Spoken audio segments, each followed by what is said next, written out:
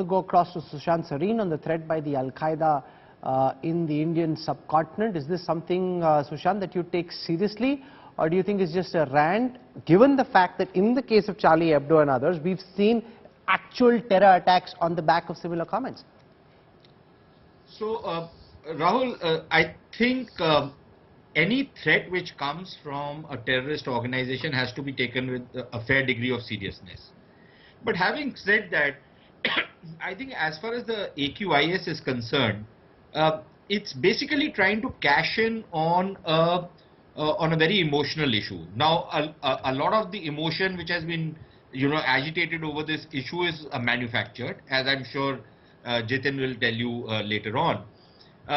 But some of it is genuine. Now, whether it is out of ignorance, whether it is out of passion, whether it is out of lack of knowledge is besides the point.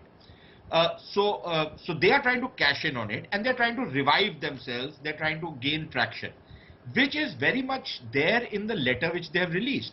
They quote, give a quote from Ibn Taymiyyah, who is the patron saint of all these takfiri, terrorist, jihadist organizations, where he says that, even when we had almost lost simply somebody insulting the Prophet, revived all of us, and then we went and occupied the castle or stormed the castle or whatever.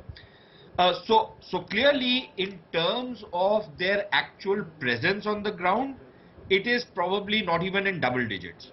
And I'm talking about government figures and security forces and intelligence agencies.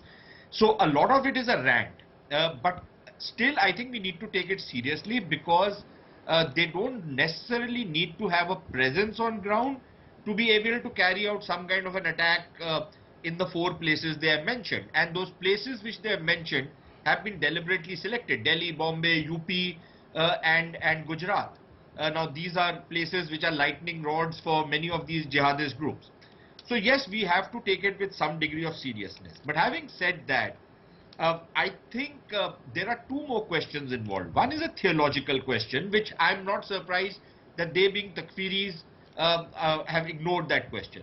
And I'll just give you 2 instances. One, it is from the example of Prophet Muhammad's own life, which is very often quoted, that he used to be insulted by this woman every time he would walk past her house. And he never said anything to her. And one day when she was indisposed, what the Prophet did was he tried to find out about her well-being.